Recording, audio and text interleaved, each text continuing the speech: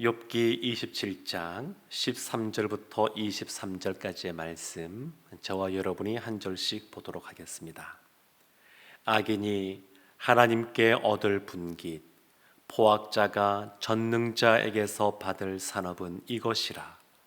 그의 자손은 번성하여도 칼을 위함이요 그의 후손은 음식물로 배부르지 못할 것이며, 그 남은 자들은 죽음의 병이 돌 때에 묻히리니 그들의 과부들이 울지 못할 것이며, 그가 비록 은을 티끌같이 쌓고 의복을 진흙같이 준비할지라도 그가 준비한 것을 의인이 입을 것이요 그의 은은 죄 없는 자가 차지할 것이며, 그가 지은 집은 종의 집 같고 바스꾼의 초막 같을 것이며, 부자로 누우려니와 다시는 그렇지 못할 것이요 눈을 뜬즉 아무것도 없으리라.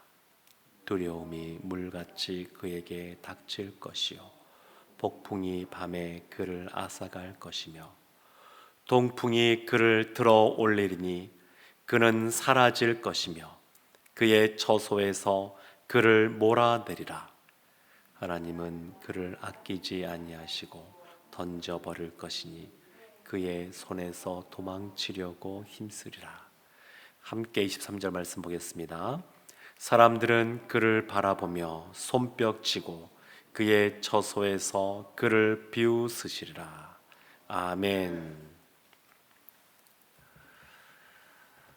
웨스트민스터 신앙 고백, 그 제일 첫 번째 질문, 우리가 잘 알고 있는 것처럼 사람의 제일 되는 목적이 무엇입니까? 라고 하는 질문에 거기에서는 답을 하나님을 영화롭게 하고 영원토록 그를 즐거워하는 것이다, 이렇게 말을 합니다. 그런데 칼빈은 사람의 제일 되는 목적이 무엇입니까? 라고 하는 동일한 질문에 대해서 뭐라고 답을 하냐면 하나님을 아는 것입니다. 그렇게 답을 합니다.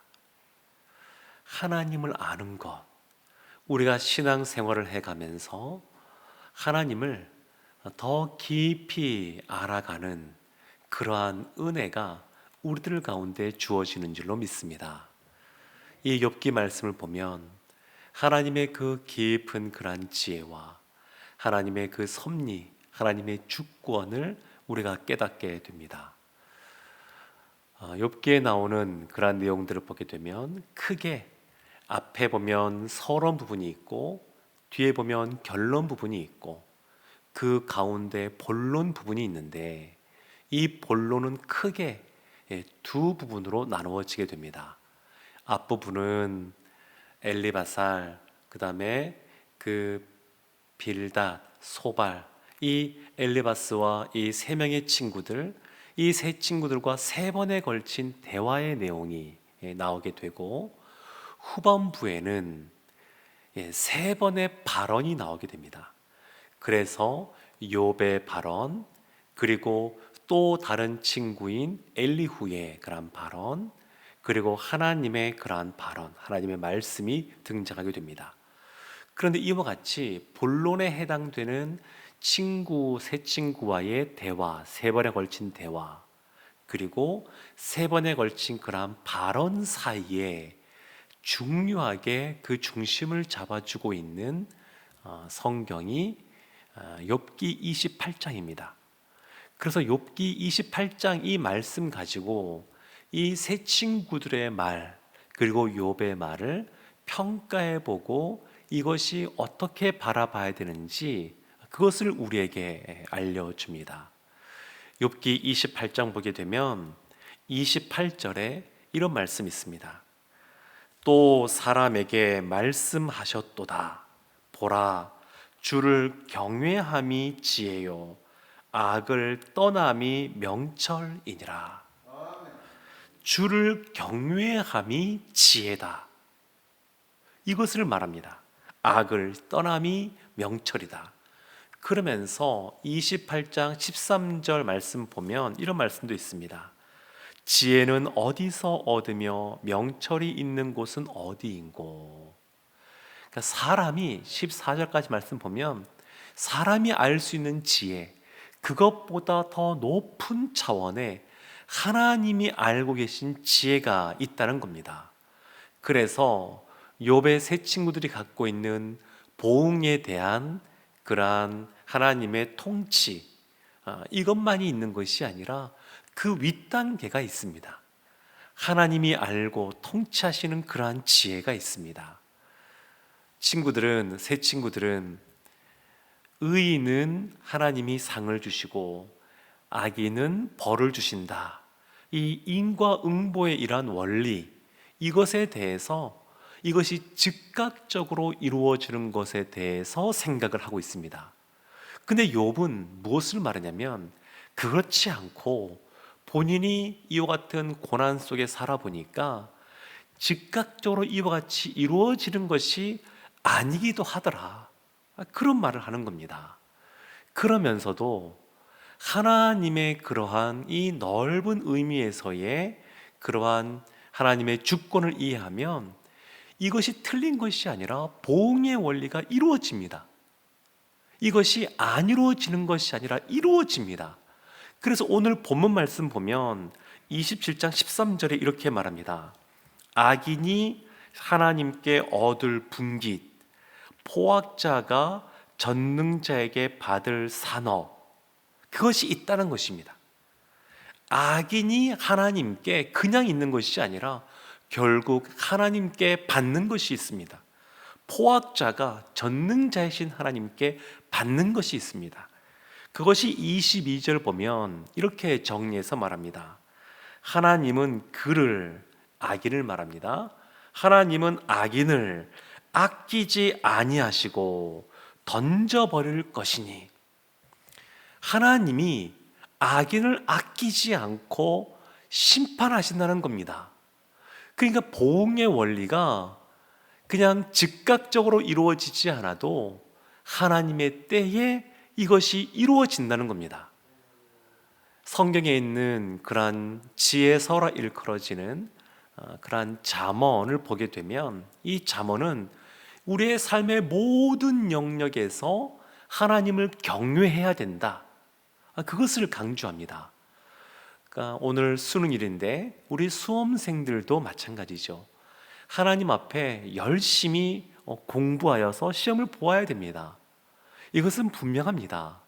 하나님 앞에 우리가 주어진 그러한 일들을, 어떤 일이든 아주 열심히 최선을 다하여 성실하게 그것을 감당해야 됩니다. 그렇지만 그 시험을 보는 것은 그렇게 준비해서 보는 것이고, 그 결과는 하나님께 맡기는 겁니다. 그래서 이번에 너무 열심히 준비했지만 본인이 원하는 대학에, 그 학과에 가지 못했다, 그래도 하나님을 경외하는 것이 필요합니다. 이건 우리의 삶의 모습도 마찬가지입니다. 이것이 잠언이 말하는 겁니다. 우리의 삶의 모든 영역에 있어서 하나님을 경외해야 된다. 전도서 보면 우리의 인생을 헛되다 이렇게 말하는 것 같지만, 그 마지막 결론이 뭐냐면, 우리의 삶이 공허해지는 것처럼 보여도, 나이가 들고 또 몸이 좀 아프고 우리의 마음대로 일이 제대로 풀려지지 않고 그럴 때에 삶이 공허해지는 것 같은 상황에서도 여호와를 경외해야 된다, 그것을 강조합니다. 욥기 말씀은 결론적으로 뭐냐면, 우리의 삶 가운데 여러 가지 고난이 오기도 하는데 고난 중에서도 하나님을 경외해야 된다, 그것을 말하고 있습니다. 하나님은 이 보응 원리, 이것을 저버리시는 분이 아니십니다. 그러나 새 친구들이 생각하는 것처럼 그러한 2차원적인 그러한 하나님의 통치가 아니라 3차원적인 더 높은 수준에서의 하나님의 통치가 있습니다. 그 하나님의 지혜를 우리가 다 알 수가 없기에 하나님을 경외하며 나가는 겁니다. 그렇지만 분명한 것은 악인을 하나님이 아끼시지 않는다라는 겁니다. 물론 요나서 말씀 보게 되면 이 니느웨에 갔던 이 요나 선지자, 그를 향하여 하나님이 그 수많은 영혼들에 대한 아끼는 마음을 전해주었습니다. 요나서 4장 10절 11절 말씀 보면 여호와께서 이르시되 내가 수고도 아니하였고 재배도 아니하였고 하룻밤에 났다가 하룻밤에 말라버린 이 박노쿨도 아꼈거든. 하물며 이 큰 성읍 니느웨에는 좌우를 분별하지 못하는 자가 12만여 명이요 가축도 많이 있나니 내가 어찌 아끼지 아니하겠느냐 하시니라. 한 영혼 한 영혼 하나님께서 아끼지 않는 영혼이 없습니다. 니느웨에 그렇게 범죄하여 멸망을 당할 그들도 하나님이 아끼시는 마음이 있습니다.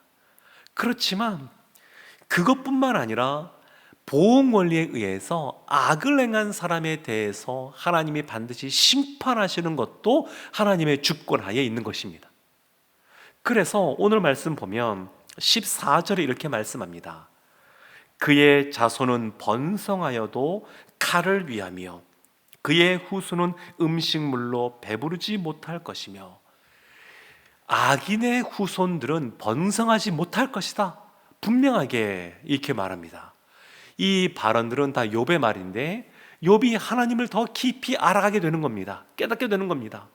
본인이 이와 같이 어려운 상황에 놓이게 되었지만 그러나 하나님께서는 악인의 후손은 결코 번성하지 못하게 하실 것이다. 이것을 깨달았습니다. 16절 말씀 보면 이렇게 말합니다. 그가 비록 은을 티끌같이 쌓고 의복을 진흙같이 준비할지라도 17절 그가 준비한 것을 의인이 입을 것이요 그의 은은 죄 없는 자가 차지할 것이며 악인들의 그런 물질 결국 다 흩어져 버리고 본인들이 누리지 못하게 될 것이다 이렇게 말하는 겁니다. 그러면서 17절 말씀에 봤던 것처럼 결국 그들의 준비한 것을 의인들이 입을 것이고 그 은을 죄 없는 자가 차지하게 될 것이다 이렇게 말을 합니다. 욥의 세 친구들은 보응 원리에 의해서 어떻게 하면 악인을 정죄할까 여기에 관심이 있었습니다. 악한 사람의 정죄에 대해서 관심이 있었습니다. 그런데 욥의 관심은 어디에 있냐면 의인을 구원하시는 것에 관심이 있습니다. 하나님 앞에 의롭게 살려고 발버둥을 치며 살았던 이 욥, 그 욥의 의, 그것을 하나님께서 알고 계신다라고 하는 것을 믿고 그 의인의 구원에 초점을 맞추고 이 욥이 살아갔습니다. 20절 말씀 보면 이렇게 납니다.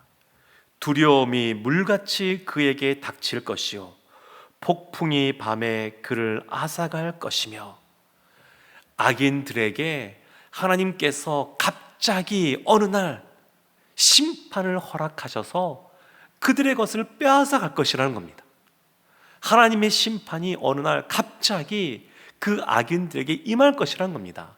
그래서 하나님은 악인을 아끼지 아니하시고 버릴 것이라고 분명하게 말씀하고 있습니다.